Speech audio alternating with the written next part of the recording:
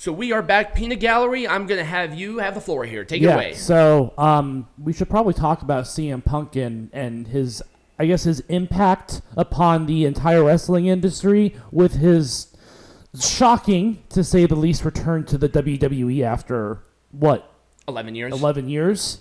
And him leaving on not so good terms with the owners at the time, the McMahon family. And Triple H specifically, too. Right. But we also have to talk about, too, how this is going to impact AEW in the long run, because I do not see... I don't see the long-term viability, quite honestly, of AEW with given the momentum that they're generating. Because currently, right now, they're stagnant. The momentum is not on AEW's side. No. WWE, I mean, I don't think you realize how big this was. I mean, this isn't encompassing, this is a clear thing of AEW is not even in the same ballpark. Right. And you can say all you want that AEW signs a lot of wrestlers, but if you look at WWE's moves over the course of the last couple of years, they're very selective with who they bring from the wrestling community into their roster, because they're not signing a lot of wrestlers anymore. Right. Now, Triple H, he was a little crazy about it, but I think it was tapered off, and now they're, once again, being very selective. Yeah. But it cannot be argued that CM Punk's return to the WWE is not going to affect AEW in some way. No. Like people have tuned in specifically to see CM Punk. For the first time, for many people, they're starting to watch WWE again. Look at the numbers that happened post that. It was 1.8. I mean, for Raw, which usually hovers around 1.4, 1.5, 1.8 is pretty damn good. And again, we just have to look at it from a momentum standpoint. The momentum it's very clear as to where the momentum is going, and it's not with AEW. Let's put it that way. And you know, it's hard to explain, because I don't think a lot of people get like the all the nuances that go into the creation of a superstar or a wrestler or anything along those lines. But AEW, I think, is playing a game that they have no idea how to play. Right. They're trying to be, and we can very clearly see the direction that AEW is going based off of conversations that have gone on with QT Marshall, especially in that with Matt Hardy with MJF. Right. But in that case, Tony Khan has a very clear vision of what he wants AEW to be. And it's very clear that AEW is going to be attracting a certain repertoire of... It's not viable. It's not sustainable. And it is sustainable in certain parts of the world, but it's not sustainable here. It's not even sustainable as really a television product. And here's because TV demands certain, I guess. It's not just TV. Wrestling is really influenced on the culture in general of that particular country. Right. In New Japan, it works in New Japan because it's treated seriously. Right. They're put on major other televised networks, the news, magazines. Right. That's why it works there. Same thing with Mexico. They give these gimmicks this larger than life folk hero personalities. Because that was lucha libre tradition for hundreds of years. With Japan is very traditional, like sumo wrestling. That's kind of where it kind of branches off from. Is a very traditional style. But here, the reason that WWE does the more entertainment aspect of it, the storyline aspect of it, because that's what Americans want to watch. Right. That's what Americans like to see. And that honestly sells. And even with other wrestling promotions that are based in the United States, you see them doing a lot of the entertainment aspect of it. Even in wrestling companies gone by, it was part sport, part entertainment, and that has always been the case. And CM Punk, going back to him, is a clear... He understands that. Right. He is willing to mend the bridges of a very tumultuous and very hard relationship and separation from the WWE because he understands, he sees that He vision. sees the value not just as a wrestler, but as himself. Right, but he has a brand. Right, but as a brand, CM Punk has a brand, and he sees that WWE is willing to take that risk and put him back into the machine that is the WWE. The WWE, it's created a life of its own. Right. People just don't. People don't want to understand it. That's the problem. People want this to be, cookie cutter. You can just take what happens in Japan or Mexico or anywhere else and plop it here. It doesn't work. Right. WWE is a great example of something not working in other places. Right. They do the European tours, but they're not over there all the time. Because Europeans do wrestling a little bit differently. They're not in Japan all the time. They do experiment in Japan, but they're not going to do a Japanese tour, for example, because the style of wrestling just does not work over there. Right. They do, they did the Beast from the East. They did that. But that was a one-off show. That was years ago, too. They haven't been back. Right.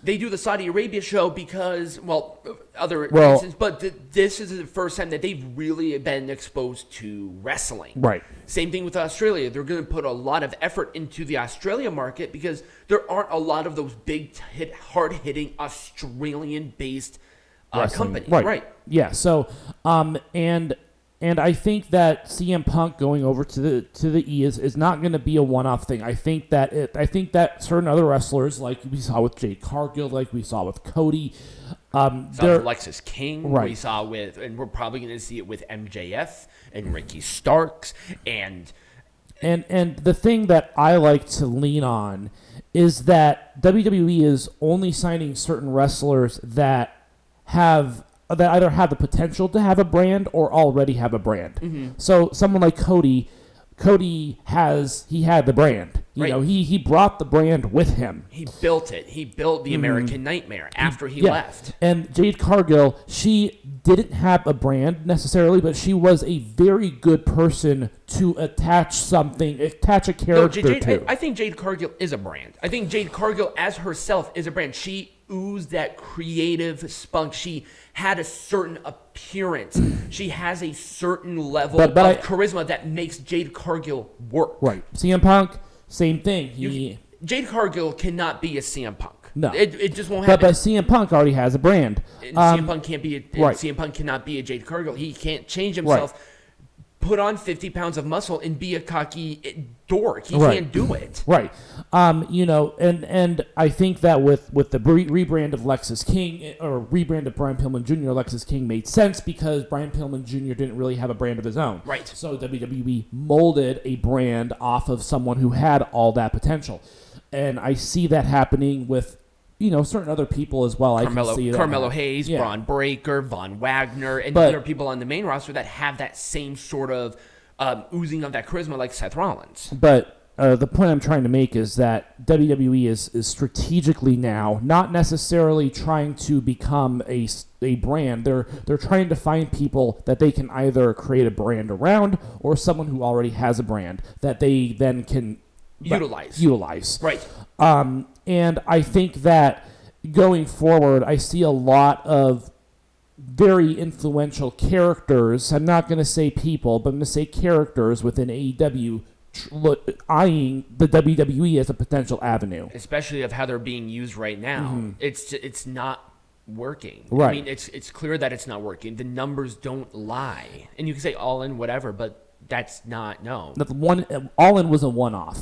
And it was in an area where they don't tour. I mean, it's selling pretty well right now. The All-In tickets are going on sale right now. Right. I just don't know if the company is going to make it to August. Right. And here's the thing, too, is that I see this happening in AEW as well, where they're trying to build characters. The most popular people in AEW right now are literally characters. MJF is a character. Right. Timeless Tony Storm is literally a character. Right. And the problem with the way that AEW is doing this is they're giving a lot of creative freedom to wrestlers. Now hear me out, and this is why I think that it is a problem. The problem with that is that if they're not given direction, they cannot develop their character any further. Right. Exactly. And you have to, and even if it's the most rudimentary direction in the world, the direction just needs to be there. Because everybody's going to have a different idea. Right. And I'm going to take a couple examples that are maybe not as well known. Julia Hart, she has a character that she's developed as part of the House of Black. As part of the House of Black. She has a title, but she really doesn't have I don't think that she's given enough direction to develop the character any further. And she's too young to foresee what could happen in the future with the character. It's not her fault. But it just comes with age, like CM Punk did. Right. You see the same thing with Sky Blue. She's trying to forge this character, but it's almost like she doesn't know what to do with it because there's no direction for her to go to develop her character any further. Right. Because you're given a rivalry 1 week, you're given a couple weeks of momentum, and then you're just dropped off. Right. Because there's no plan for you. Well, if you don't have a plan, how can you develop a character with any sort of gusto or spunk? Same thing with MJF. MJF is a perfect example of what happens when you are not given the direction to develop a character. He has swayed so far on what made him successful. Right. It's odd. Right. It's super odd. It is. It's like, he had this tweener phase for a while. He had this tag team thing going with Adam Cole, and then that dropped off because Adam Cole got injured, but you had no direction afterwards as to what you want him to do. Mm-hmm. Exactly.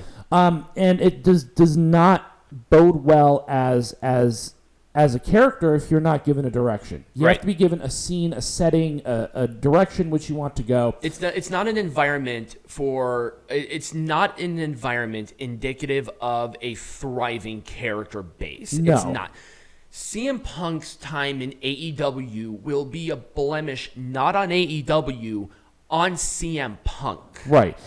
And I think that we're kind of seeing the writing on the wall as to, some people who might be frustrated with AEW's direction, eyeing the WWE as a potential place, not necessarily because of the money, which is, I think, a very big, important part.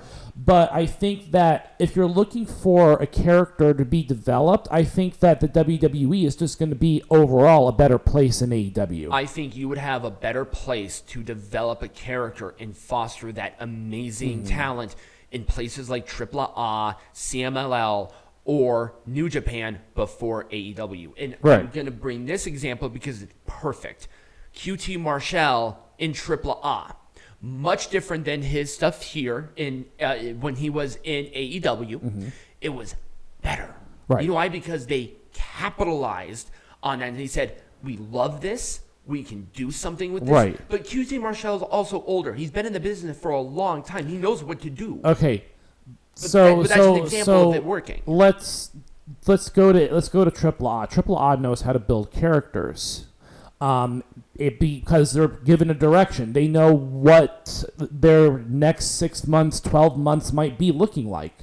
WWE probably already has a 6 month timeline for CM Punk now that he has returned to develop his character. He knows exactly what he needs to do to accomplish his character goals because they already have it mapped out for him.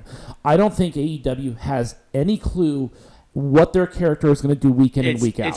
It's obvious. Mm-hmm. It's 100% obvious. This entire Continental Classic tournament is because they don't know what they're doing. Right. It's booking for the sake of booking matches. Right. And that's not a plan. That's not creating rivalries that help these characters grow and foster. And the thing is, and even storylines that do somewhat develop, like Christian and Adam Copeland, we're already seeing its conclusion for I don't know what reason. Yeah. Like there's plenty of more space to give this rivalry before it reaches its natural climax, but you're not giving it the time to develop a story. They're probably going to do some bullshit where the match doesn't happen. Right. But again, it's it's a rock and a hard place. Right. You're going to promote this match for a week solid.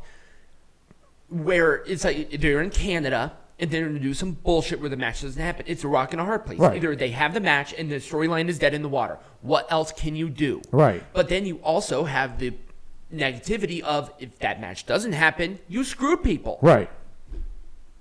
I mean, it's just booking yourself into a mess. Yep. And I think that it's very clear that the momentum is now with the company that has the clear vision. And WWE didn't have a vision in 2019. Their vision was not as clear, but things change. Yep. Things have changed a lot. And here's my final point on this, because I think we're beating the dead horse. Yeah. With CM Punk, look at how they're booking him right now. They did not jump him into a program right now. Why? Because he doesn't need it. Right. He doesn't need a program right now. He's just going to relish. He's going to relish with the promos. He's going to do this, and they're probably thinking on how to structure, because they have the direction. They have the end goal, which is probably WrestleMania. But which is probably WrestleMania with Seth Rollins. What are we going to do from this point to that point? Right. And they're thinking, boom, boom, boom, boom, boom, boom. And that's how you do this. Right. It's a play. Yeah. It's a performance. Right. You don't go into the play without writing the final act. It has to be captivating and interesting and paced well and done right. There's a lot of working parts and pieces, and clearly what WWE is doing right now is working. There's a reason why in their last quarter they made in a revenue $448.6 million, where AEW, we don't even know, their entire year they made $100 million. That's not good. No. And even then, they said revenue. They didn't even say profits. Right. What about the cost? Right. Anyways, that's pretty much all I have to say at this point about this whole CM Punk returning and how it really affects just wrestling in general and kind of where we see that momentum going. Yep. Next week, though, what are we going to be talking about? I don't know. I don't think there's any. I don't think there's a pay-per-view or anything. I'll have to double check that. But if you enjoyed this conversation, let us know what you think in the comments. Subscribe, like, share with all your friends, become a patron, get hats, and all of that will be in the bio. And as always, be majestic.